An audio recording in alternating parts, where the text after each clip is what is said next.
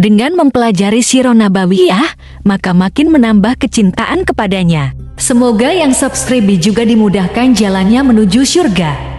Silahkan tekan tombol like supaya postingan ini semakin tersebar. Dan tulis doa serta hajat pemirsa di kolom komentar. Semoga semakin banyak yang mengaminkan, maka semakin cepat terkabul. Nabi Sulaiman alaihi salam adalah manusia terkaya sepanjang sejarah kehidupan manusia di muka bumi. Dalam beberapa kitab suci seperti Al-Quran, Alkitab, dan Injil, Nabi Sulaiman alaihi salam dijelaskan sebagai manusia terkaya yang pernah hidup di muka bumi. Tidak ada satupun manusia yang bisa mengalahkan total kekayaannya hingga hari kiamat tiba. Para arkeolog telah menemukan situs peninggalan sejarah Islam yang mengungkap total kekayaan Nabi Sulaiman alaihi salam. Erez bin Yosef, seorang profesor sekaligus peneliti, ia menyatakan bahwa 3.000 tahun yang lalu Nabi Sulaiman alaihi salam diperkirakan memiliki kekayaan senilai 2,2 triliun US dollar. Dan apabila dikonversikan dengan nilai mata uang dolar hari ini, jika dirupiahkan, maka nilainya setara dengan 32.891.870 triliun rupiah. Profesor itu juga menjelaskan bahwa kekayaan Nabi Sulaiman alaihi salam berasal dari dua sumber, yakni istana kerajaan dan tambang tembaga. Nilai itu berkali-kali lipat lebih banyak dari total kekayaan negara Indonesia yang hanya mencapai 11.454 triliun per 30 Desember 2021. Nabi Sulaiman alaihi salam memiliki beberapa mukjizat. Di antaranya adalah dapat berbicara dengan bahasa binatang. Beliau dapat memerintah mereka untuk melakukan sesuatu. Beliau juga dapat mengendalikan besar kecilnya tekanan angin dan dapat mengatur ke arah mana angin akan berhembus. Sehingga dengan itu Nabi Sulaiman dapat memanfaatkan angin sebagai kendaraannya dan juga kendaraan tentaranya. Nabi Sulaiman juga bisa melunakkan besi dan membentuknya menjadi pakaian perang yang anti tusukan senjata tajam. Nabi Sulaiman juga memimpin para jin. Mereka tunduk dan patuh pada perintah Nabi Sulaiman alaihi salam. Tidak hanya setan, iblis laknatullah yang merupakan makhluk pembangkang dapat dibuat tunduk bertekuk lutut pada perintah-perintah Nabi Sulaiman. Nabi Sulaiman bisa melakukan teleportasi, yaitu berpindah dari suatu tempat ke tempat yang lain dalam waktu singkat. Peristiwa itu dibuktikan dengan pemindahan singgasana Ratu Balqis atas perintah Nabi Sulaiman. Nabi Sulaiman dikenal sebagai raja yang adil dan bijaksana. Nabi Sulaiman diberkahi kecerdasan yang luar biasa untuk menyatu padukan segenap kekuatan yang Allah berikan kepadanya. Ia mengelola dan membawa kerajaannya menjadi kekuatan raksasa yang tak terkalahkan di masanya dengan segenap kemampuan yang dimilikinya. Tentara Nabi Sulaiman adalah tentara terkuat di bumi tanpa ada yang menandingi. Pertanyaan mendasar yang muncul kali ini adalah dari mana sumber kekayaan dan kekuatan Nabi Sulaiman alaihi salam? Untuk mendapat jawaban dari pertanyaan itu, simak video ini sampai akhir. Sebelum itu, mari bantu channel ini terus berkembang dengan cara subscribe dan nyalakan tanda loncengnya. Berikan komentar yang positif dan berikan like serta share video ini. Bismillahirrahmanirrahim. Sungguh kami benar-benar telah menganugerahkan ilmu kepada Daud dan Sulaiman. Keduanya berkata, segala puji bagi Allah yang melebihkan kami dari kebanyakan hamba-hambanya yang mukmin. Sulaiman telah mewarisi Daud dan dia berkata, wahai manusia, kami telah diajari untuk memahami bahasa burung dan kami dianugerahi segala sesuatu.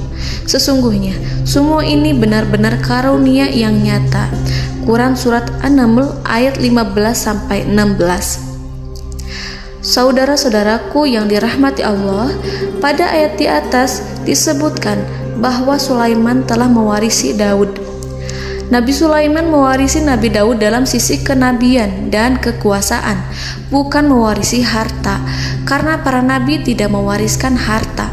Sebab sepeninggalan mereka, harta para nabi menjadi sedekah bagi orang-orang yang ada di sekitarnya, yaitu orang-orang fakir dan orang-orang yang membutuhkan. Dan harta para nabi tidak dikhususkan bagi kalangan keluarganya. Rasulullah Shallallahu Alaihi Wasallam bersabda, "Kami para nabi tidak mewariskan." Nabi Sulaiman mewarisi kenabian dari Nabi Daud. Ini adalah hal yang jelas. Allah telah memilihnya sebagai nabi dari Bani Israel. Begitu juga Allah telah memberinya kekuasaan kerajaan sehingga ia menjadi pemimpin Bani Israel. Barangkali sesuatu yang paling penting yang diwarisi oleh Nabi Sulaiman dari Nabi Daud adalah tradisi militer. Kemajuan militer yang dahsyat telah berpindah kepada Nabi Sulaiman.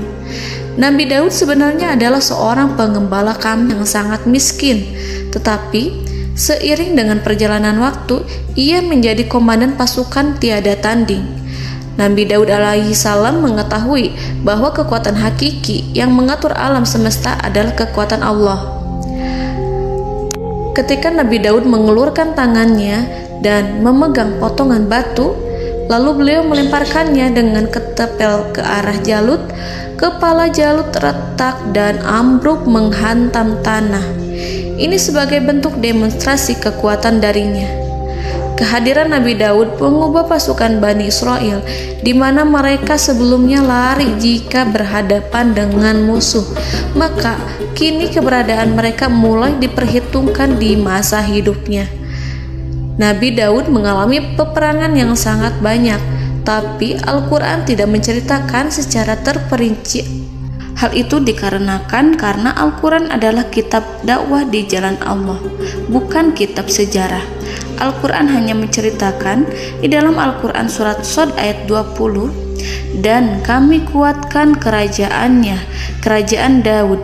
Ayat tersebut berarti bahwa Nabi Daud belum terkalahkan dalam peperangan yang diikutinya. Di samping dukungan yang Allah berikan kepadanya, juga pasukan dan rakyatnya, di mana mereka adalah orang-orang yang bertauhid, menyerahkan diri kepada Allah.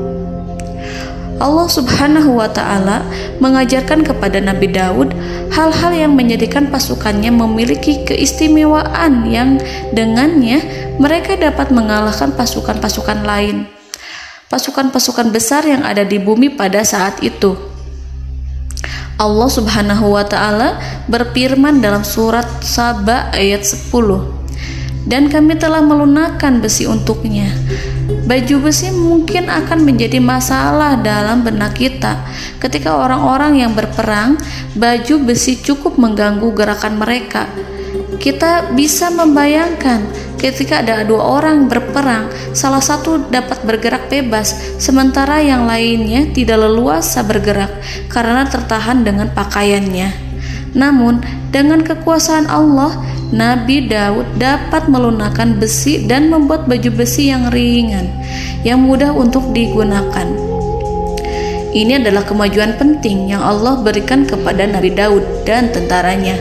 Kemajuan itu kemudian diajarkan, diwariskan dan dimiliki oleh Nabi Sulaiman alaihi salam. Nabi Sulaiman memiliki pasukan dahsyat yang melebihi pasukan manapun di bumi saat itu, atau bahkan mungkin saat ini.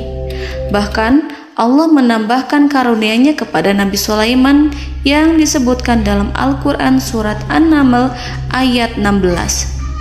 Dan Sulaiman telah mewarisi Daud, dan dia berkata, "Wahai manusia, kami telah diberi pengertian tentang suara burung, dan kami diberi segala sesuatu.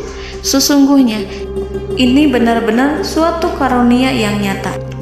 Saudara-saudaraku yang dirahmati Allah, pada suatu hari Nabi Sulaiman alaihi salam menengadahkan tangannya dan berdoa kepada Allah Subhanahu wa ta'ala. Antara hati Nabi dan Allah tidak ada penghalang, tidak ada jarak, tidak ada sekatan waktu, tidak ada satupun dari para nabi yang berdoa kepada Allah kecuali doanya pasti dikabulkan. Doa Nabi Sulaiman alaihi salam direkam dalam Al-Quran surat Shad ayat 35. Nabi Sulaiman berkata, "Ya Tuhanku, ampunilah aku, anugerahkanlah kepadaku kerajaan yang tidak dimiliki oleh seorang pun sesudahku."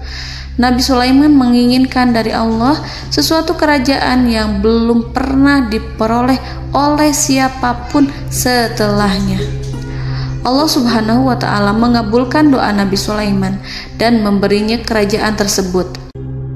Nabi Sulaiman mewarisi kekuasaan, kenabian, hikmah ilmu dari Nabi Daud alaihi salam. Orang-orang menyebut Nabi Sulaiman Al-Hakim, Sulaiman yang bijaksana. Kebijaksanaan Nabi Sulaiman tidak terbatas pada keadilannya di tengah-tengah manusia dan juga kasih sayangnya kepada mereka.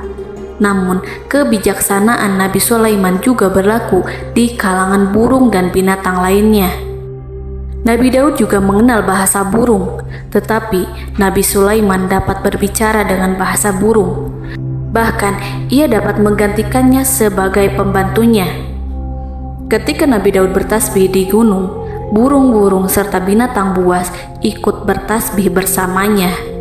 Bahkan angin pun berhenti untuk mendengarkan tasbih itu. Sedangkan Nabi Sulaiman alaihi salam, Allah Subhanahu wa ta'ala memberinya karunia lebih dari itu, di mana binatang-binatang buas tunduk padanya, begitu juga angin dan burung. Saudara-saudaraku yang dirahmati Allah, Nabi Sulaiman alaihi salam mampu mendengarkan bisikan semut yang berbicara kepada sesama mereka. Bahkan ia mampu memerintahkan semut tersebut sehingga semut itu menjadi taat pada perintahnya. Pasukan Nabi Sulaiman memiliki kekuatan yang sangat dahsyat. Belum pernah ada di dunia ini satu pasukan pun yang memiliki kekuatan seperti itu. Kekuatan Nabi Sulaiman berasal dari beberapa kombinasi yang sangat mengagumkan, sehingga karenanya ia tidak dapat tertandingi. Kekuatan itu terdiri dari manusia, binatang-binatang, jin, dan lain sebagainya. Kita mengetahui bahwa jin adalah makhluk Allah dan manusia tidak mampu melihatnya atau menghadirkannya atau meminta pertolongan kepadanya. Sedangkan Nabi Sulaiman telah diberi Allah suatu kemampuan untuk menundukkan jin, memperkerjakan mereka sebagai tentara di tengah-tengah peperangan. Bahkan ia mampu menjadikan mereka sebagai pekerja-pekerja kasar di kerajaannya saat tidak ada peperangan. Oleh sebab itu, ketika ada pasukan lain yang mencoba melawan pasukan Nabi Sulaiman, mustahil mereka akan mendapatkan kemenangan. Bahkan pasukan Nabi Sulaiman diperkuat oleh pasukan burung. Burung di pasukan Nabi Sulaiman memerankan tugas penting, yaitu menjadi agen intelijen. Kita mengetahui bahwa peranan informasi saat peperangan adalah hal yang penting. Dari informasi tersebut, pasukan dapat mengetahui keadaan lawannya. Demikianlah peranan burung pada pasukan Sulaiman. Ia terbang di tengah-tengah musuh. Kemudian, ia kembali kepada Nabi Sulaiman untuk menyampaikan berita tentang keadaan lawannya. Di samping jin dan burung, Allah juga menundukkan angin untuk Nabi Sulaiman. Nabi Sulaiman dapat memerintahkan angin dan ia mampu untuk menaiki angin tersebut. Dalam Al-Quran surat Shad ayat 36-40, Allah Subhanahu wa ta'ala berfirman, "Kami tundukkan kepada angin yang berhembus dengan baik menurut kemana saja yang dikehendaki Sulaiman. Dan kami tundukkan pula kepadanya setan-setan, semuanya ahli bangunan dan penyelam, dan setan yang lain yang terikat dalam belenggu. Inilah anugerah kami, maka berikanlah kepada orang lain atau tahanlah untuk dirimu tanpa perhitungan, dan sesungguhnya dia mempunyai kedudukan yang dekat pada sisi kami dan tempat kembali yang baik." Saudara-saudaraku yang dirahmati Allah, Allah Subhanahu wa Ta'ala juga memberikan kemampuan yang tak seorang pun dari para nabi mendapatkannya, yaitu kemampuan untuk memerintah setan. Setan adalah salah satu bagian dari jin. Ia adalah kelompok yang celaka dari bangsa jin. Kelompok ini sebenarnya tidak mampu dikuasai oleh manusia. Bahkan jin yang soleh tidak dapat mengatur setan. Adapun Nabi Sulaiman, Allah telah memberinya kekuasaan untuk menundukkan setan dan mempekerjakannya, bahkan mengikatnya dengan rantai serta menghukumnya jika ia menentang pada perintahnya. Setan membangun untuk Sulaiman istana-istana, patung-patung dan alat-alat perang. Bahkan setan-setan itu menyelam ke dasar lautan untuk mengeluarkan permata dan yakut untuk Sulaiman. Jika di antara setan yang menentang perintahnya, maka Nabi Sulaiman alaihi salam mengikatnya dengan rantai. Ini semua menunjukkan kekayaan Nabi Sulaiman dan kekuasaannya, di mana ia mampu mengatur banyak makhluk di bumi ini. Tentu saja, kemampuan itu semua adalah atas izin dari Allah Subhanahu wa Ta'ala sebagai mukjizat darinya. Allah Subhanahu wa Ta'ala berfirman dalam Al-Quran surat Saba ayat 12, dan sebagian dari jin adalah yang bekerja di hadapannya di bawah kekuasaannya dengan izin Tuhannya, dan siapa yang menyimpang di antara mereka dari perintah kami, maka kami rasakan kepadanya azab neraka yang apinya menyala-nyala. Para jin itu membuat untuk Sulaiman apa yang dikehendakinya, dari gedung-gedung yang tinggi, patung-patung, dan piring-piring yang besarnya seperti kolam, atau periuk yang tetap berada di atas tungku. Saudara-saudaraku yang dirahmati Allah, Nabi Sulaiman yang bijaksana adalah penguasa yang tak tertandingi di muka bumi. Meskipun memperoleh nikmat-nikmat khusus yang agung itu yang Allah berikan kepada Sulaiman, beliau tetap menunjukkan dirinya sebagai manusia yang paling banyak berzikir kepada Allah dan manusia yang paling banyak bersyukur di zamannya. Saudara-saudaraku yang dirahmati Allah, sebagaimana Allah Subhanahu wa Ta'ala memberikan nikmat kepada ayahnya Nabi Daud alaihi salam, di mana ia mampu melunakkan besi, dan Allah mengajarinya bagaimana cara mencairkan besi, maka Nabi Sulaiman alaihi salam dapat memanfaatkan tembaga yang cair untuk peperangan. Dan juga di saat perdamaian, pada saat peperangan, beliau mencampur tembaga dengan besi dan menjadikannya perunggu. Mereka menggunakan senjata-senjata perunggu dalam peperangan seperti pedang, baju besi, dan juga pisau. Senjata-senjata ini adalah senjata yang paling kuat pada saat itu. Sedangkan di saat damai, tembaga digunakan untuk membuat bangunan, perhiasan, dan sebagainya. Meskipun Nabi Sulaiman mendapatkan nikmat yang besar dan karunia yang khusus, Allah Subhanahu wa Ta'ala mengujinya dengan suatu ujian yang dahsyat. Ujian yang akan selalu datang kepada seorang hamba yang soleh. Ketika hamba itu mendapatkan kedudukan besar, maka ujiannya pun menjadi besar. Allah Subhanahu wa Ta'ala menguji Nabi Sulaiman dengan penyakit. Diceritakan oleh Fahru Roji, Nabi Sulaiman diuji dengan suatu penyakit yang keras, di mana kedokteran saat itu tidak dapat dan tidak mampu mengatasinya. Sakitnya Nabi Sulaiman sangat keras sehingga para dokter dari kalangan manusia ataupun jin tidak mampu menghilangkan penyakit itu. Lalu burung-burung menghadirkan rumput-rumput yang dianggapnya sebagai obat, tetapi Nabi Sulaiman tak kunjung sembuh. Semakin hari penyakit Nabi Sulaiman semakin menjadi-jadi, sehingga ketika Nabi Sulaiman duduk di atas kursi, ia duduk bagaikan tubuh tanpa roh. Seakan-akan ia mati karena saking keras penyakit yang dideritanya. Sakit yang diderita oleh Nabi Sulaiman alaihi salam berlangsung sangat lama. Namun Nabi Sulaiman tidak henti-hentinya berzikir kepada Allah dan meminta kesembuhan kepadanya, serta selalu beristighfar dan mengungkapkan rasa cinta kepadanya. Selesailah ujian Allah terhadap hambanya Nabi Sulaiman. Beliau pun sembuh Nabi Sulaiman merasakan kembali kesehatannya setelah ia mengetahui segala kejayaan dan segala kekuasaan serta segala kebesarannya tidak lagi mampu menghilangkan penyakit yang dideritanya kecuali jika Allah menghendaki. Saudara-saudaraku yang dirahmati Allah, Nabi Sulaiman telah membangun tempat ibadah, tempat sujud, sehingga manusia menyembah Allah di dalamnya. Orang-orang yang membangunnya berjumlah puluhan ribu orang. Tentu setiap kelompok dari mereka memiliki pekerjaan masing-masing. Di antara mereka ada yang mencairkan tembaga, di antara mereka ada yang tukang pahat, ada yang tukang ukir, ada yang membelah batu, ada yang memotong kayu, ada yang mendatangkan rumput-rumput dari Libanon, ada yang mendatangkan emas dan menjadikannya lempengan-lempengan yang mengkilat untuk menutupi kayu serta untuk melapisi dinding-dinding. Bahkan golongan jin pun membantu membangun tempat tersebut, tentu dengan perintah dan bimbingan Nabi Sulaiman.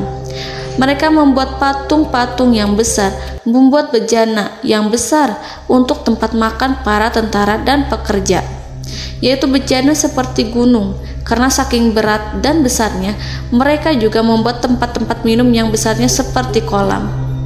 Nabi Sulaiman mengawasi para pekerjanya dan juga mengurusi masyarakatnya, di mana beliau mengenali problem mereka dan berusaha memecahkannya. Beliau juga mengawasi pasukan dari kalangan binatang dan burung. Beliau mengetahui apabila ada satu di antara mereka yang tidak datang, kemana ia pergi serta mengapa ia pergi. Nabi Sulaiman menguasai pengetahuan itu semua. Nabi Sulaiman bukan hanya mengetahui problem tentara-tentaranya dari kalangan manusia ataupun tentaranya dari kalangan burung, namun ia juga menunjukkan kasih sayang terhadap semut, di mana beliau mendengar bisikannya dan tidak suka untuk menginjaknya. Nabi Sulaiman selalu menundukkan kepalanya ke bumi sebagai bentuk rasa rendah diri dan syukur kepada Allah. Pada suatu hari, Nabi Sulaiman alaihi salam berjalan di depan tentaranya dan tiba-tiba ia mendengar suara semut yang berkata kepada temannya dari kalangan semut. Hal itu terekam dalam Al-Quran surat An-Naml ayat 18-19.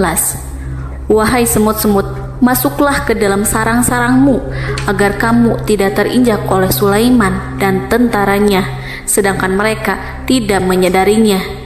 Nabi Sulaiman alaihi salam tersenyum mendengar itu dan ia berdoa, "Ya Allah, ya Tuhanku, berilah aku ilham untuk tetap mensyukuri nikmat-Mu yang telah Engkau anugerahkan kepadaku dan kepada kedua orang ibu bapakku, dan untuk mengerjakan amal soleh yang Kau ridhoi, dan masukkanlah aku ke dalam rahmat-Mu, ke dalam golongan hamba-hamba-Mu yang soleh." Saudara-saudaraku yang dirahmati Allah, meskipun Nabi Sulaiman mendapatkan kekuasaan dan memiliki tentara yang besar, namun beliau menunjukkan kasih sayang terhadap bangsa semut. Beliau mendengarkan bisikannya dan melihat semut yang ada di depannya. Oleh karena itu, tak mungkin baginya untuk menginjak golongan semut itu. Nabi Sulaiman bersyukur kepada Allah telah memberinya nikmat, yaitu nikmat rahmat dan kasih sayang. Di samping itu, Nabi Sulaiman alaihi salam adalah orang paling kaya di dunia. Istananya terbuat dari kayu gaharu yang memiliki wangi harum. Istananya terbuat dari emas yang terkadang dari kristal. Beliau juga memiliki kursi besar yang terbuat dari emas dan permata. Istana Nabi Sulaiman merupakan istana yang paling besar di dunia. Nabi Sulaiman menggunakan pakaian dari emas dan permata. Meskipun demikian, Nabi Sulaiman tetap menunjukkan sebagai hamba yang berserah diri dan rendah diri di hadapan Allah Subhanahu wa Ta'ala. Nabi Sulaiman yang merendahkan diri di hadapan Allah, ia selalu sujud kepada Allah, sebagaimana ayahnya yang selalu bertasbih pada Allah. Nabi Sulaiman selalu melantunkan lagu-lagu cinta ilahi dan hanya memuji Allah Subhanahu wa Ta'ala. Pada suatu hari, Nabi Sulaiman alaihi salam mengeluarkan perintah kepada pasukannya untuk bersiap-siap. Kemudian, Nabi Sulaiman keluar dan memeriksa pasukannya satu demi satu. Kelompok yang pertama adalah kelompok manusia. Nabi Sulaiman memperhatikan kesiapan mereka. Lalu Nabi Sulaiman mengeluarkan perintah-perintah kepada mereka. Kemudian Nabi Sulaiman memeriksa kelompok jin dan menyampaikan perintahnya kepada mereka. Beliau memenjarakan jin yang tampak bermalas-malasan saat bekerja. Lalu beliau memeriksa binatang dan berkata kepada mereka, apakah mereka sudah makan dengan baik? Apakah mereka tidur dengan nyenyak? Apakah ada yang mengadu pada mereka, misalkan karena penyediaan makanan yang tidak layak? Apakah ada di sana yang sakit dan lain sebagainya? Ketika Nabi Sulaiman merasa puas dengan semuanya, Nabi Sulaiman memasuki tenda tempat berkumpulnya para burung. Nabi Sulaiman alaihi salam kemudian memasuki tenda tersebut, mengamati keadaan di sekitarnya, sehingga beliau mengetahui bahwa ada satu burung yang tidak hadir, yaitu burung hudhud. Mengapa aku tidak melihat burung hudhud? Burung-burung yang lain tampak terdiam sebagai penghormatan, dan mereka mendengarkan apa yang akan dikatakan pemimpin mereka. Nabi Sulaiman mengarahkan pandangannya pada semua burung dan tidak menemukan burung hudhud di antara mereka. Tak seekor burung pun yang mengetahui keberadaannya. Burung hudhud absen pada apel wajib kali ini. Nabi Sulaiman mulai menampakkan kemarahannya. Tiba-tiba, seekor burung kecil memberanikan diri untuk berkata kepada Nabi Sulaiman, "Wahai Nabi yang mulia, seharusnya hudhud ada bersamaku kemarin untuk melaksanakan tugas penyelidikan. Ia adalah pemimpin misi itu. Namun, burung hudhud belum datang. Oleh karena itu, aku tidak pergi bersamanya." Burung itu tampak gemetar. Nabi Sulaiman mengetahui bahwa hudhud tidak hadir dan tak seorang pun mengetahui kemana ia pergi. Burung hudhud pergi tanpa izin terlebih dahulu. Dalam keadaan marah, Nabi Sulaiman berkata, "Sungguh aku benar-benar akan mengazabnya dengan azab yang sangat keras atau benar-benar menyembelihnya, kecuali jika ia benar-benar datang kepadaku dengan alasan yang jelas." Kawanan burung-burung mengetahui bahwa Nabi Sulaiman sedang marah dan telah menetapkan untuk menyiksa burung hudhud atau menyembelihnya atau justru memaafkannya dengan syarat ia datang dengan membawa alasan yang dapat menyelamatkannya, atau dengan kata lain, burung hudhud dapat memastikan bahwa ia melaksanakan tugas yang penting. Nabi Sulaiman menunjukkan kemarahan yang besar sehingga siapapun akan merasa takut kepada Nabi Sulaiman yang marah. Nabi Sulaiman kemudian pergi dari tempat burung tersebut. Nabi Sulaiman masih memikirkan keadaan burung hudhud. Seharusnya burung hudhud menjadi bagian penting dari badan intelijen. Apakah ia pergi untuk menyingkap suatu, atau apakah ia pergi hanya untuk bermain-main? Nabi Sulaiman telah memperhatikan dan mengetahui bahwa burung hudhud adalah seekor burung yang cerdik dan juga fasih berbicara. Terkadang Nabi Sulaiman mendapati burung hudhud sedang bermain-main dan menunda-nunda pekerjaannya. Namun ketika Nabi Sulaiman melihatnya, burung hudhud memahami bahwa perbuatannya tidak benar. Oleh karena itu, ia tidak boleh menyampur adukan antara waktu serius dan waktu bermain. Tidak lama setelah itu, burung hudhud tiba di tempat para burung. Burung-burung yang lain berkata kepadanya, "Wahai hudhud, pergilah engkau ke tempat Nabi Sulaiman. Jika ia mengetahui bahwa engkau telah sampai, jiwamu benar-benar terancam." Mendengar itu, burung hudhud segera beranjak. Ia terbang menemui Nabi Sulaiman. Pada waktu itu, Nabi Sulaiman sedang duduk bersama tentaranya yang lain. Burung hudhud berdiri. Ia telah merencanakan untuk memulai pembicaraan dengan Nabi Sulaiman sebelum Nabi Sulaiman bertanya kepadanya kemana dia pergi. Ini sebagai bukti bahwa hudhud telah melaksanakan suatu tugas yang penting. Dalam Al-Quran Surat An-Naml ayat 22, burung hudhud berbicara, "Aku telah mengetahui sesuatu yang kamu belum mengetahuinya, dan kubawa kepadamu dari negeri Saba suatu berita penting yang diyakini seakan-akan burung hudhud hendak berkata, 'Aku adalah hudhud yang miskin, tapi aku mengetahui apa yang tidak engkau ketahui, dan aku telah datang kepadamu dari kerajaan Saba dengan membawa berita yang sangat penting.'" Nabi Sulaiman tampak terdiam menunggu hudhud menyelesaikan kisahnya. Dalam surat An-Naml ayat 23-24, burung hudhud berkata, Sesungguhnya aku menjumpai seorang wanita yang memerintah mereka. Dia dianugerahi segala sesuatu serta mempunyai singgasana yang besar. Aku mendapati dia dan kaumnya menyembah matahari selain Allah. Dan setan-setan telah menjadikan mereka memandang indah perbuatan-perbuatan mereka, lalu menghalangi mereka dari jalan Allah, sehingga mereka tidak mendapat petunjuk. Burung hudhud diam. Nabi Sulaiman merasa bahwa hudhud menunjukkan kepasihan lisannya. Nabi Sulaiman berkata dalam Quran surat An-Naml ayat 27 sambil menunjukkan senyum manisnya. Nabi Sulaiman berkata, "Akan kami lihat apakah kamu benar wahai hudhud, ataukah kamu termasuk orang-orang yang berdusta." Seakan-akan burung hudhud ingin mengatakan, "Aku tidak berbohong, wahai Nabi yang mulia." Namun diamnya Sulaiman membuat takut sehingga burung hudhud terdiam. Nabi Sulaiman terdiam karena berpikir, lalu ia memutuskan sesuatu setelah itu. Beliau melihat kepada lainnya dan meminta secari kertas. Nabi Sulaiman menulis surat singkat dan menyerahkannya kepada hudhud serta memerintahkan kepadanya seperti yang dikatakan dalam Quran surat An-Naml ayat 28. "Pergilah dengan membawa suratku ini, lalu jatuhkanlah kepada mereka, kemudian berpalinglah dari mereka, lalu perhatikanlah apa yang mereka bicarakan." Al-Quranul Karim hanya menceritakan dalam Quran surat An-Naml bagaimana perginya hudhud dan bagaimana ia menyerahkan surat itu. Lalu Al-Quran langsung menyebut keadaan kerajaan Balqis yang saat itu sedang membaca surat di depan para pembesar kerajaan dan para menterinya. Dalam Al-Quran surat An-Naml ayat 29-31 berkatalah Balqis, "Wahai pembesar-pembesar, sesungguhnya telah dijatuhkan kepadaku sebuah surat yang mulia. Sesungguhnya surat ini dari Sulaiman, dan sesungguhnya isinya dengan menyebut nama Allah yang Maha Pengasih lagi Maha Penyayang, bahwa janganlah kalian berlaku sombong terhadapku, dan datanglah kepadaku sebagai orang yang berserah diri." Saudara-saudaraku yang dirahmati Allah, dalam surat tersebut Nabi Sulaiman menyebutkan supaya mereka menyerahkan diri dan tunduk kepada perintah Nabi Sulaiman.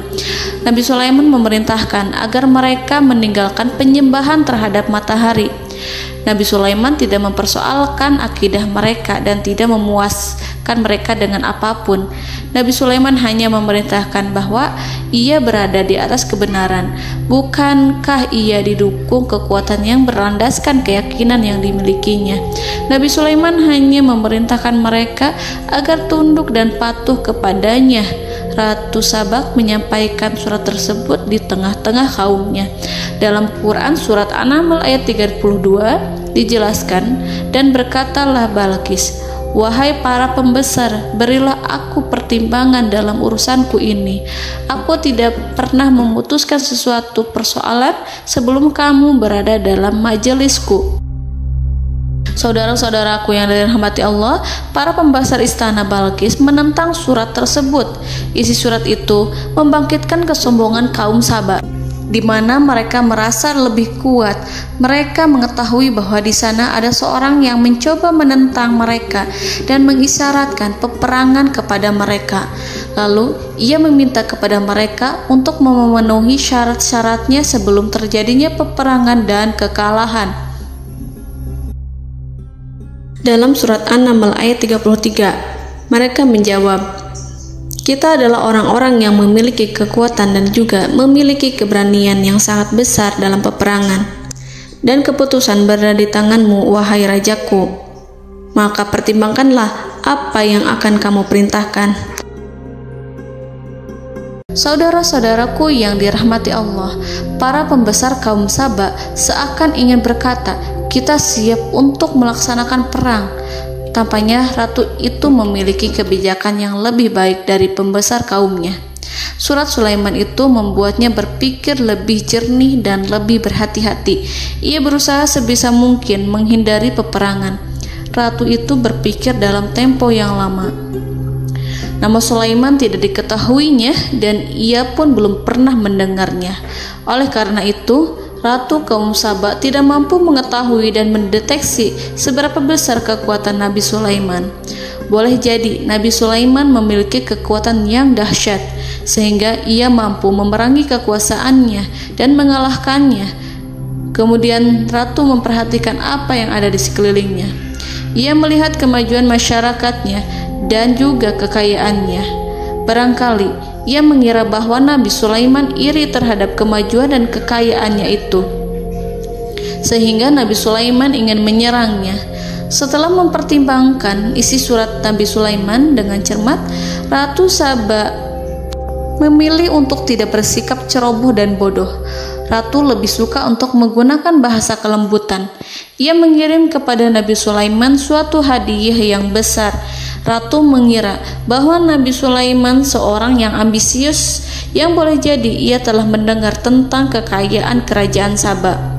Para utusan pergi dengan membawa hadiah dari Ratu Saba. Ratu berharap agar mereka dapat memasuki kerajaan Nabi Sulaiman dan akan mengetahui kondisi kerajaannya. Saat mereka pulang, Ratu ingin mendengar secara langsung dari mereka tentang bagaimana keadaan kaum Nabi Sulaiman dan pasukannya. Setelah mendapatkan informasi yang cukup, maka Ratu Balqis dapat membuat sesuatu keputusan yang tepat. Ratu menyembunyikan apa yang terlintas dalam pikirannya, lalu ia berbicara kepada pembesar istananya bahwa ia dapat menyingkap niat jahat Raja Sulaiman melalui cara mengirimkan hadiah kepadanya. Ratu lebih memilih cara tersebut dan menunggu reaksi dari Nabi Sulaiman. Ratu berhasil memuaskan para pembesar istana, dan untuk sementara ia menghilangkan ide untuk berperang. Karena para raja jika menyerang suatu desa, maka pemimpin desa tersebut adalah orang yang paling banyak mendapatkan kehinaan. Akhirnya, para pembesar kaumnya merasa puas dengan pikiran Ratu Balqis. Saudara-saudaraku yang dirahmati Allah, dalam surat An-Naml ayat 34-35 dijelaskan, Ratu Balqis berkata, "Sesungguhnya raja-raja apabila memasuki suatu negeri, niscaya mereka akan membinasakannya dan menjadikan penduduknya yang mulia menjadi hina. Dan demikian pula lah yang akan mereka perbuat. Dan sesungguhnya aku akan mengirim utusan kepada mereka dengan membawa hadiah, dan aku akan menunggu apa yang akan dibawa kembali oleh utusan itu." Kemudian sampailah hadiah dari Ratu Balqis kepada Nabi Sulaiman. Para intelijen Nabi Sulaiman memberitahunya bahwa utusan Balqis datang dengan membawa hadiah. Nabi Sulaiman langsung mengetahui bahwa Ratu Balqis itu sengaja mengirim orang-orangnya untuk mengetahui atau untuk mendapatkan informasi tentang kekuatannya. Lalu setelah itu ia akan mengambil keputusan atau mengambil sikap kepada kerajaan Sulaiman. Nabi Sulaiman segera memanggil semua pasukannya untuk berkumpul. Utusan Balqis segera memasuki istana Nabi yang dipenuhi dengan pasukan yang besar bersenjata. Melihat itu, utusan Ratu Balqis tercengang dan terkejut ketika mereka melihat kekayaan yang mereka bawa tidak ada apa-apanya dibandingkan dengan kerajaan Nabi Sulaiman. Hadiah mereka tampak tidak berarti. Emas yang mereka bawa tampak tidak memiliki makna saat mereka memasuki istana Nabi Sulaiman yang terbuat dari kayu-kayu pohon gaharu yang mengeluarkan bau yang harum serta dihiasi dengan emas permata. Para utusan Ratu Balqis berdiri bersama Nabi Sulaiman dan menyaksikan bagaimana Nabi Sulaiman mengendalikan pasukannya. Kemudian mereka mulai berpikir tentang kekuatan dan kualitas pasukan Nabi Sulaiman. Betapa kagetnya mereka ketika melihat di tengah-tengah pasukan itu terdapat singa, burung, dan tentara dari kalangan manusia yang mampu terbang. Mereka pun sadar bahwa mereka di hadapan pasukan yang tiada tandingannya. Selesailah demonstrasi pasukan Nabi Sulaiman. Kemudian para utusan ratu dipersilahkan maju ke tempat hidangan makanan. Para utusan itu sangat terkejut ketika melihat berbagai macam makanan dari penjuru dunia ada di depannya. Dan di antara makanan itu terdapat pula makanan yang biasa ditemukan di negeri mereka. Tetapi mereka melihat bahwa makanan itu memiliki rasa yang lebih istimewa. Selain itu, piring-piring yang ada di depan mereka terbuat dari emas dan mereka dilayani oleh laki-laki yang berhias dengan emas. Di meja makan itu terdapat burung, ikan laut, dan berbagai macam daging yang mereka tidak mampu lagi membedakan daging apa itu. Nabi Sulaiman tidak makan bersama mereka, tapi beliau makan dengan menggunakan piring yang terbuat dari kayu. Beliau memakan roti yang kering yang dicampur dengan minyak. Inilah makanan yang dipilih Nabi Sulaiman. Makan bersama mereka dalam keadaan diam, mereka merasa kehadiran Nabi Sulaiman menciptakan suatu wibawa yang luar biasa. Selesai perjamuan itu, lalu dengan sangat malu mereka menyerahkan hadiah dari Ratu Balqis kepada Nabi Sulaiman. Hadiah itu berupa emas yang bagi mereka hadiah itu sangat bernilai tinggi. Tapi di sini hadiah itu tampak kecil di hadapan kekayaan Nabi Sulaiman yang sangat mengagumkan. Nabi Sulaiman memperhatikan hadiah dari Ratu Balqis itu dan berkata dalam Quran surat An-Naml ayat 36, "Maka apa yang diberikan Allah kepadaku lebih baik daripada apa yang diberikannya kepadamu, tetapi kamu merasa bangga dengan hadiahmu." Saudara-saudaraku, Raja Sulaiman menyingkap dengan kata-katanya yang singkat itu penolakannya terhadap hadiah mereka. Ia memberitahu utusan itu bahwa ia tidak menerima hadiah tersebut. Ia tidak merasa puas dengan hadiah itu. Yang membuatnya puas hanyalah, janganlah kalian berlaku sombong terhadapku dan datanglah kepadaku sebagai orang-orang yang berserah diri. Lalu Nabi Sulaiman berkata kepada mereka dengan pelan. Hal itu diabadikan dalam Al-Quran surat An-Naml ayat 37. "Kembalilah kepada mereka, sungguh kami akan mendatangi mereka dengan bala tentara yang mereka tidak kuasa melawannya. Dan pasti kami akan mengusir mereka dari negara itu, yaitu negeri Saba, dengan terhina. Dan mereka akan menjadi tawanan-tawanan yang hina." Saudara-saudaraku yang dirahmati Allah, Nabi Sulaiman kemudian meninggalkan para utusan ratu setelah terlebih dahulu mengancam mereka. Para utusan itu berharap agar Nabi Sulaiman mau menunggu kunjungan Ratu Balqis yang akan membawa misi perdamaian. Akhirnya, sampailah para utusan Ratu Balqis ke negeri Saba. Mereka segera menuju istana sang ratu. Mereka memberitahu bahwa negeri mereka ada di ujung tanduk. Mereka menceritakan kepada ratu tentang kekuatan Nabi Sulaiman dan tidak mungkin bagi mereka mampu melawannya. Mereka meyakinkan Ratu Balqis bahwa ia harus mengunjunginya dan melihat sendiri bagaimana kebesaran kerajaan Nabi Sulaiman. Kemudian Ratu Balqis menyiapkan dirinya untuk pergi menuju kerajaan Nabi Sulaiman. Nabi Sulaiman duduk di kursi kerajaan di tengah-tengah para pembesarnya dan para menterinya, serta para komandan pasukannya. Beliau berpikir tentang sosok Balqis. Nabi Sulaiman mengetahui bahwa Balqis menuju tempatnya. Balqis dikelilingi rasa takut. Nabi Sulaiman berpikir sejenak tentang bagaimana matahari disembah. Ia memikirkan bagaimana informasi yang diterima oleh intelijennya tentang kemajuan kerajaan Balqis dalam bidang kesenian dan ilmu pengetahuan. Nabi Sulaiman bertanya kepada dirinya sendiri, apakah kemajuan menjadi penghalang untuk mengetahui kebenaran? Apakah ratu itu senang dengan kekuatan yang dicapainya? Dan ia membayangkan bahwa kekuatannya adalah segalanya. Dengan kemajuan yang dimilikinya, Nabi Sulaiman ingin membuat kejutan agar ratu mengetahui bahwa Islam yang diyakini oleh Nabi Sulaiman adalah satu-satunya yang mampu mendatangkan kemajuan dan kekuatan yang hakiki, sehingga ia dapat membandingkan antara keyakinannya dalam menyembah matahari beserta kemajuan yang dicapainya dengan keyakinan Nabi Sulaiman beserta kemajuan yang diraihnya. Saudara-saudaraku yang dirahmati Allah, para mata-mata Nabi Sulaiman telah memberitahunya bahwa hal yang sangat disegani dan dikagumi oleh kaum Balqis adalah kerajaan Saba, yaitu singgasana Ratu Balqis. Singgasana itu terbuat dari emas dan batu delima. Singgasana tersebut dijaga oleh penjaga yang sangat disiplin, di mana mereka tidak pernah lalai sedikit pun. Oleh karena itu, sangat tepat apabila Nabi Sulaiman menghadirkan singgasananya di sini, di kerajaannya. sehingga ketika ratu tiba, maka ia dapat duduk di atasnya. Nabi Sulaiman ingin membuat kejutan kepadanya dan menunjukkan bahwa kemampuannya tersebut yang berlandaskan pada keislaman. Nabi Sulaiman melakukan yang demikian itu dengan harapan agar si ratu tunduk kepadanya. Ide itu terlintas dalam diri Nabi Sulaiman. Lalu ia mengangkat kepalanya dan menoleh kepada anak buahnya. Hal itu diabadikan dalam Quran Surat An-Naml ayat 38. Wahai para pembesar, siapakah di antara kamu sekalian yang sanggup membawa singgasananya kepadaku sebelum mereka datang kepadaku sebagai orang-orang yang berserah diri? Saudara-saudaraku, perhatikanlah ungkapan pikiran Nabi Sulaiman tersebut.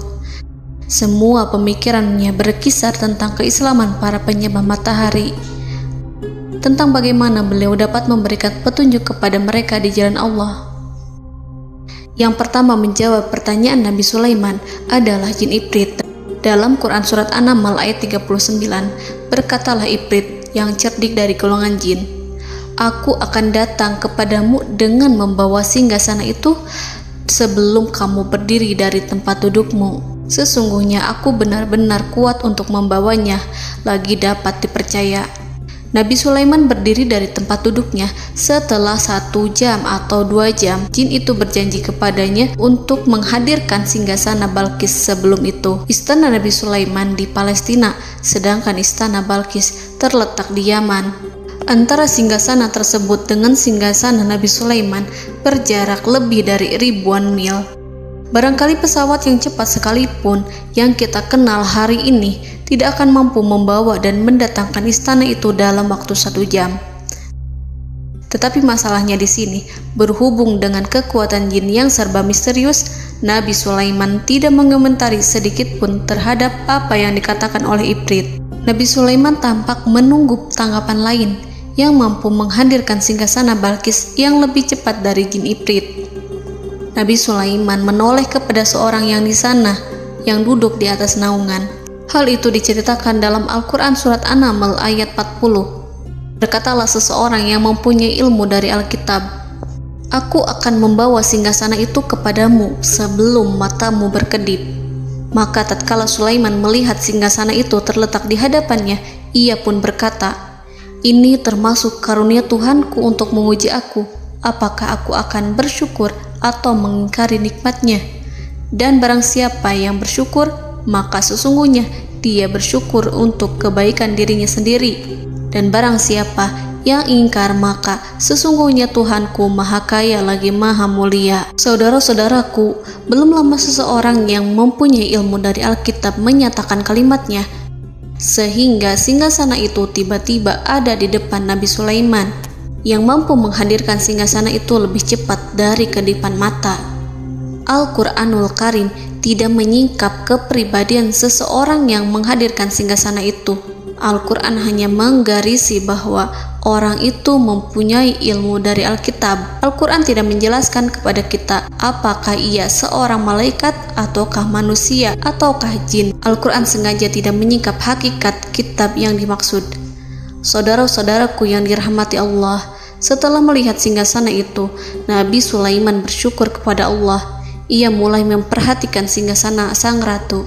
Singgasana tersebut merupakan simbol pembangunan dan juga kemajuan, tetapi tampaknya ia hanya sesuatu yang biasa saja jika dibandingkan dengan kekuasaan dan kebesaran ciptaan yang dibuat oleh manusia dan jin di kalangan istana Nabi Sulaiman. Nabi Sulaiman memikirkan dalam tempo yang sangat lama singgasana Ratu Balkis itu. Kemudian beliau memerintahkan agar singgasana itu diperbaiki, sehingga saat Ratu Balkis datang, dia akan mengujinya. Apakah Ratu Balkis dapat mengenali singgasananya ataukah tidak? Dalam Al-Quran Surat An-Naml ayat 41, Nabi Sulaiman berkata, "Ubahlah baginya singgasananya, maka kita akan melihat apakah dia mengenal ataukah dia termasuk orang-orang yang tidak mengenalnya."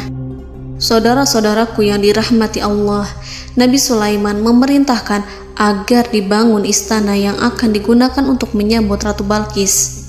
Nabi Sulaiman memilih tempat di laut, dan ia memerintahkan agar dibangun suatu istana di mana sebagian besarnya terdiri dari air laut. Nabi Sulaiman memerintahkan agar lantainya itu terbuat dari kaca yang tebal dan kuat, sehingga orang-orang yang berjalan di atas istana itu akan dapat melihat di bawahnya ada ikan-ikan berwarna-warni yang berenang-renang. Dan mereka akan melihat rumput-rumput laut yang bergerak-gerak. Akhirnya, selesailah pembangunan istana itu. Saking bersihnya kaca lantainya, sehingga tampak di sana tidak ada kaca. Burung hudhud memberitahu Nabi Sulaiman bahwa Balqis telah sampai dekat kerajaannya. Kemudian Ratu Balqis datang. Al-Quran tidak menyebutkan keadaan Nabi Sulaiman saat menyambut Balqis, namun Al-Quran menunjukkan dua sikap Ratu Balqis. Yang pertama, bagaimana sikap Balqis ketika pertama kali melihat singgasananya yang datang mendahuluinya, padahal ia telah meninggalkan pengawalannya untuk tetap setia menjaga singgasananya itu. Keadaan kedua adalah keadaan di depan istana yang dibangun untuk penyambutan Balqis. Istana itu penuh dengan permata yang berenang-renang di bawahnya ikan-ikan. Dalam Quran Surat An-Naml ayat 42 dijelaskan, dan ketika Balqis datang, ditanyakanlah kepadanya, "Serupa inikah singgasanamu?" Balqis menjawab, "Seakan-akan singgasana ini adalah singgasanaku. Kami telah diberi pengetahuan sebelumnya, dan kami adalah orang-orang yang berserah diri."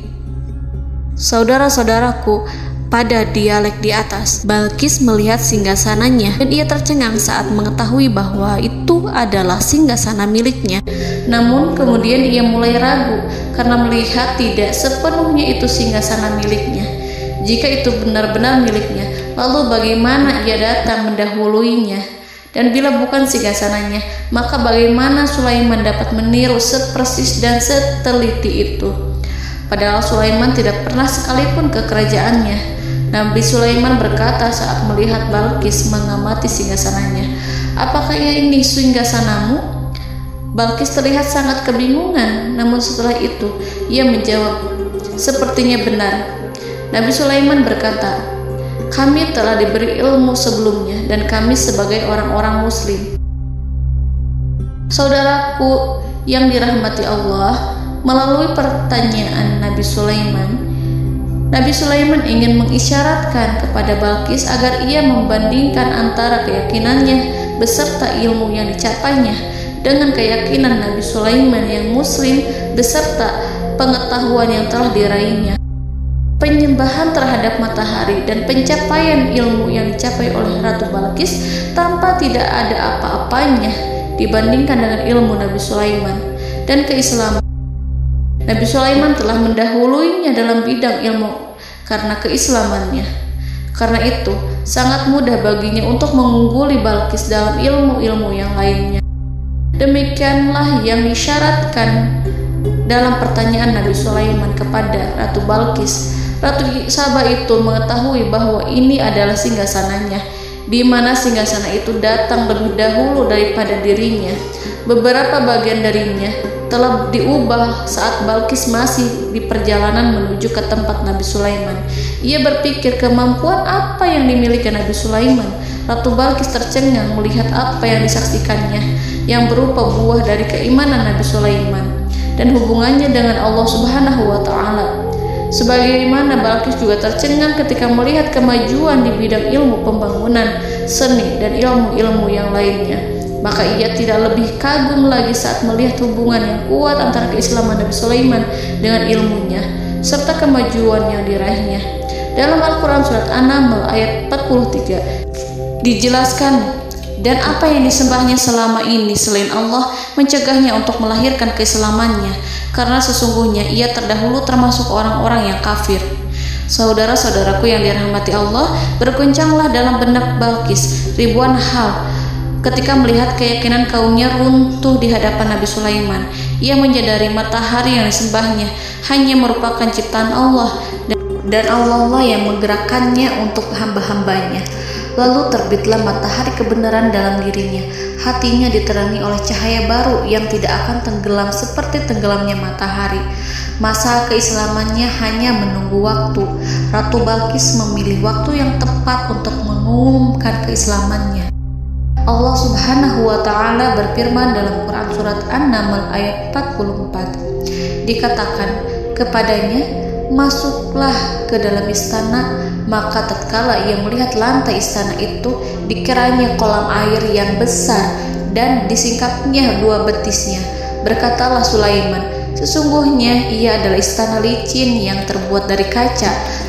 Berkatalah Balqis, wahai Tuhanku, sesungguhnya aku telah berbuat zalim terhadap diriku dan aku berserah diri bersama Sulaiman kepada Allah Tuhan semesta alam.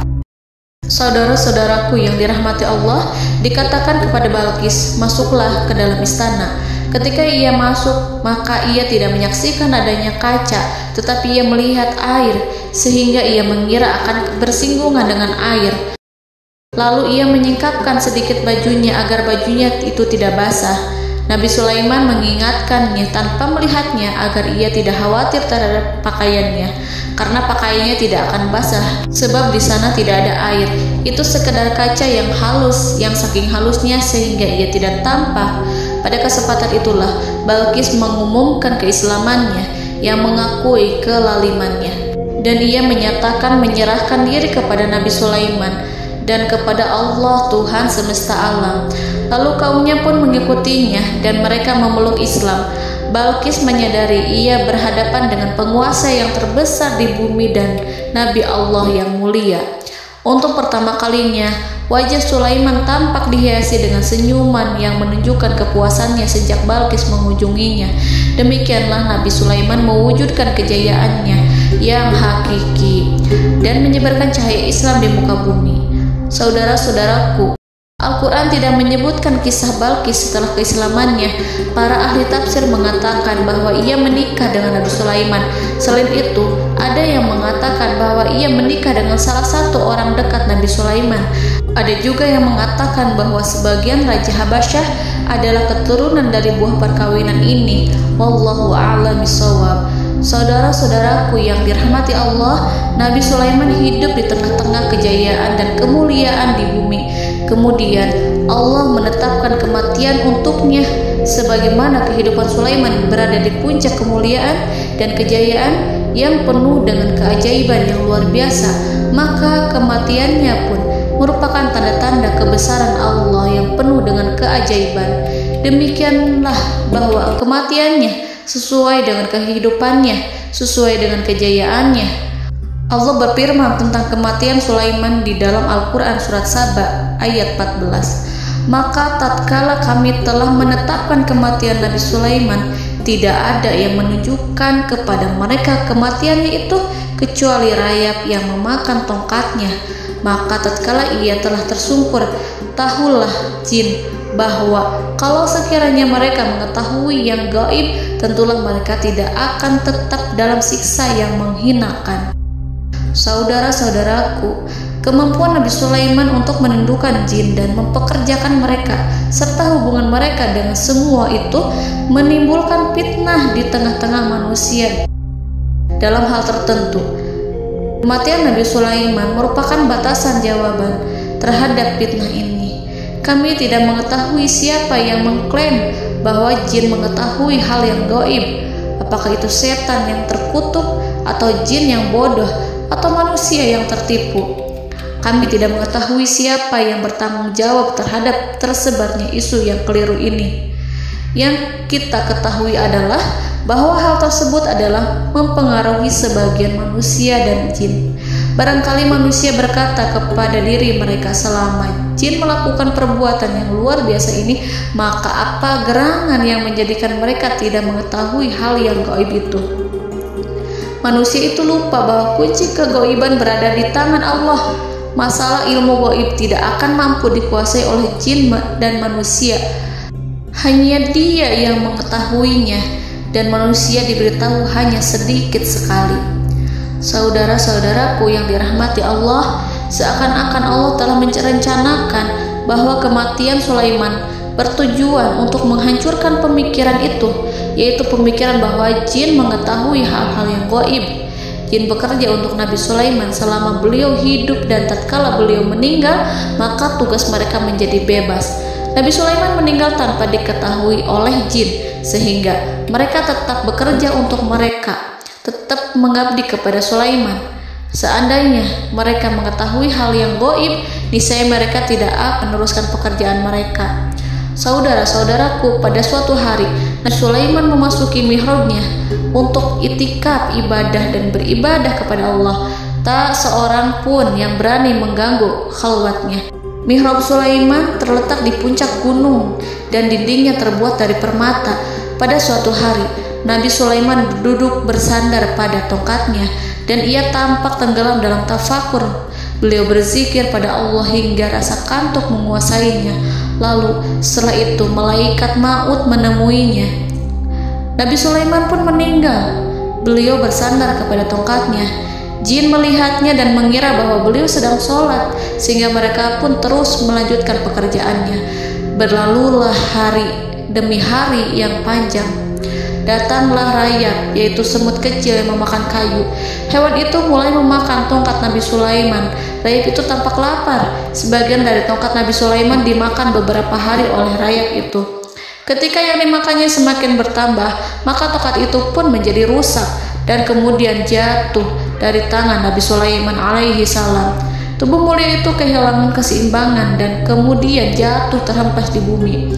Tatkala tubuh suci itu tersungkur, maka manusia segera menuju ke arahnya. Mereka menyadari dan mengetahui bahwa Nabi Sulaiman telah meninggal dalam waktu yang lama. Jin menyadari bahwa mereka tidak mengetahui hal yang gaib, dan manusia pun mengetahui hakikat ini. Seandainya jin mengetahui hal yang gaib, niscaya ia tidak akan meneruskan siksa yang hina. Mereka tidak akan bekerja kepada Sulaiman. Demikianlah Nabi Sulaiman alaihi salam meninggal dalam keadaan duduk dan sholat di mihrabnya. Lalu berita itu tersebar bagaikan api di bumi. Manusia, burung, dan binatang buas mengantarkan jenazah Nabi Sulaiman. Sekawanan burung tampak sedih dan menangis. Semua makhluk bersedih. Akhirnya tak seorang pun mengetahui bahasa burung di bumi. Meninggallah seorang yang memahami pembicaraan burung, binatang-binatang, jin, dan lain sebagainya. Burung-burung itu berkata, betapa beratnya kehidupan di tengah orang-orang yang tidak mengetahui pembicaraan kita. Allahu a'lam.